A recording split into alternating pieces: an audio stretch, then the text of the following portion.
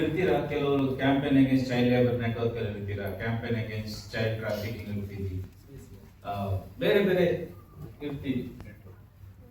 Flood ಆದಾಗ ನಮ್ಮ response ಏನಿದೆ ಆಸ್ ಎ ಫೆಡರೇಷನ್? ಯಾಕೆ ಹೇಳ್ತೀನಿ ಅಂತ ಹೇಳಿದ್ರೆ, ಇವತ್ತು training is part of workshop also. Weather ಫೇವರ್ಡ್ಗೆ ಫ್ಲಡ್ ಆದಾಗ, ಬರ ಆದಾಗ ಏನಾದರೂ ಸಿಚುವೇಶನ್ ರಿಪೋರ್ಟ್ ರೆಡಿ ಮಾಡಿದೀವಾ? ಪರಿಸ್ಥಿತಿ ಹೀಗಿದೆ, ಇಲ್ಲಿ ಗುಲ್ಬರ್ಗದಲ್ಲಿ, ಬೆಳಗಾಂದಲ್ಲಿ ಇಂಥ ಪರಿಸ್ಥಿತಿ ಇದೆ. ಆಸ್ ಆನ್ ಡೇಟ್ ಇವತ್ತು 18 ಫ್ಲಡ್ ನಡೀತಾ ಅಂತ ಹೇಳಿದ್ರೆ ಸಂಜೆಗೆ ನಮಗೆ ರಿಪೋರ್ಟ್ ಬರುತ್ತಾ? ಇಂಥ ಈವೆಂಟ್ ಆಯಿತು, ಇಂಥ ಈವೆಂಟ್ ಕಾರಣದಿಂದ 10 ಗ್ರಾಮಗಳು ನೀರು ಮುಳುಗಿದೆ, ಇಂಥ ಅವಶ್ಯಕತೆ ನಮಗಿದೆ ಅಂತೇಳಿ ನಿಮ್ಮ ಸೆಂಟ್ರಲ್ ಸೆಕ್ರೆಟರಿಯೇಟ್ಗೆ ಬರುತ್ತಾ? ಅದು ಲೀಡರ್ಶಿಪ್. ಯಾಕಂತ ಹೇಳಿದ್ರೆ ಈಗ ಬೆಳಗಾಂ ಇದ್ದವರು ಬೆಂಗಳೂರಿನ ಫಂಡಿಂಗ್ ಏಜೆನ್ಸಿ ಅಂತ ಮಾತಾಡ್ಲಿಕ್ಕೆ ಆಗೋದಿಲ್ಲ. ಅಥವಾ ಹೆಚ್ಚಿನ ಫಿಲಾಂಥ್ರಫಿಗಳು ಬೆಳಗಾಂದಲ್ಲಿ ಇರಲಿಕ್ಕೆಲ್ಲ ಬೆಂಗಳೂರಲ್ಲಿ ಇರ್ತಾರೆ. ಹೆಚ್ಚಿನ ಡಿಸಿಷನ್ ತಗೊಳ್ಳಿಕ್ಕೆ ಇರುವಂತವರು ಪೊಲಿಟಿಕಲ್ ಲೀಡರ್ಶಿಪ್ ಆಗಲಿ, ಬ್ಯೂರೋಕ್ರಸಿ ಆಗಲಿ ಬೆಂಗಳೂರಿಗೆ ಕೂತಿರ್ತಾರೆ. ಹೇಗೆ ಅಲ್ಲಿ ಕೋಆರ್ಡಿನೇಷನ್ ಮಾಡ್ತೀವಿ ನಾವು? ಇದು ಮುಖ್ಯ ಆಗುತ್ತೆ. ಇಲ್ಲ ನಾನೇ ಓಡಾಡಬೇಕು, ಬೆಳಗಾಂದಲ್ಲಿ ನಾನೇ ಓಡಾಡಬೇಕು, ಏನು ಮಾಡಬೇಕು, ನಾನೇ ಓಡಾಡ ಮಾಡಬೇಕಂದ್ರೆ ಫೆಟಿಗ್ ಬಂದ್ಬಿಡುತ್ತೆ. ರೆಸ್ಪಾನ್ಸ್ ನಮ್ಗಾಗುತ್ತೆ. ಈಗ ಕೆಲವೊಮ್ಮೆ ಸೈಕ್ಲೋನ್ ಆದಾಗ ನಾನು ಇನ್ಚಾರ್ಜ್ ಬಂದು ಇಡೀ ದಕ್ಷಿಣ ಭಾರತಕ್ಕೆ ಇನ್ಚಾರ್ಜ್ ಆಗಿದೆ.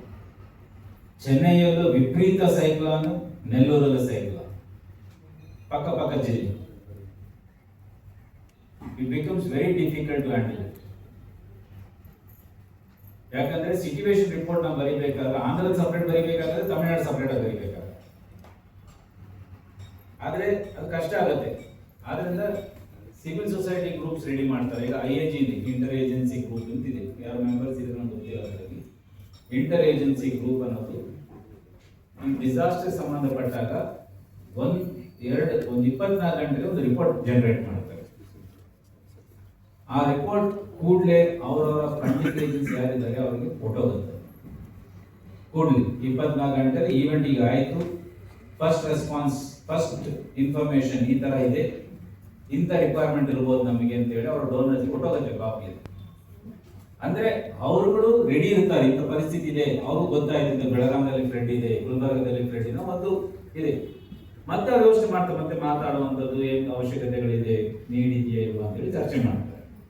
But I get first information report. ಎರಡನೇದು ಲೀಡರ್ಶಿಪ್ ಅಲ್ಲಿ ಈಗ ಮಳೆ ಇದೆ ಅಂತ ಹೇಳಿದ್ರೆ ನಮಗೆ ಫೋರ್ಕಾಸ್ಟ್ ಬರುತ್ತೆ. ಎಷ್ಟು ಜನ ಫೋರ್ಕಾಸ್ಟ್ ನೋಡ್ತೀವಿ ನಾವು?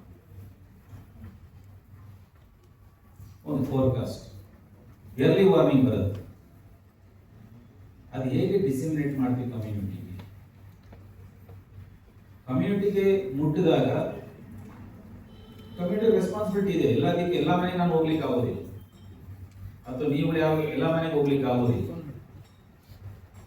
ಆ ಮೆಕ್ಯಾನಿಸಮ್ ಏನಿದೆ ನಿಮ್ಮ ವರ್ಕ್ ಏರಿಯಾದಲ್ಲಿ ಫೋರ್ಕಾಸ್ಟ್ ಪ್ರತಿಯೊಂದು ಪಂಚಾಯತ್ ನಿಮ್ಮ ಸ್ಟಾಫ್ಗೆ, ನಿಮ್ಮ SHG ಮೆಂಬರ್ಸ್ಗೆ ಹೋಗುತ್ತಾ? ಮತ್ತೆ ಅದನ್ನು ಹೇಗೆ ಓದಬೇಕು?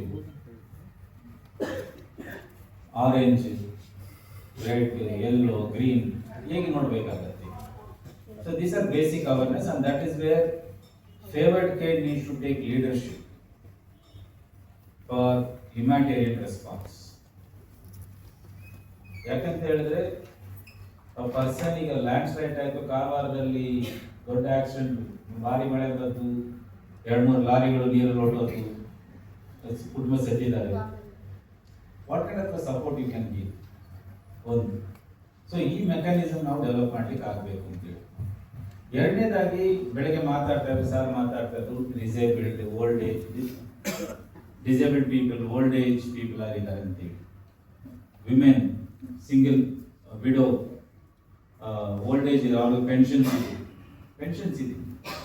ಆದರೆ ವಿಪತ್ತಾದಾಗ ಅವರು ನಷ್ಟದಲ್ಲಿರ್ತಾರೆ.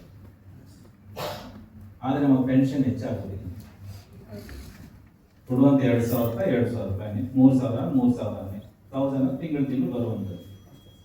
ಆದರೆ ವಿಪತ್ತಾದಾಗ ನನ್ನ ಖರ್ಚು ಹೆಚ್ಚಾಗುತ್ತೆ. ಹೌದೇ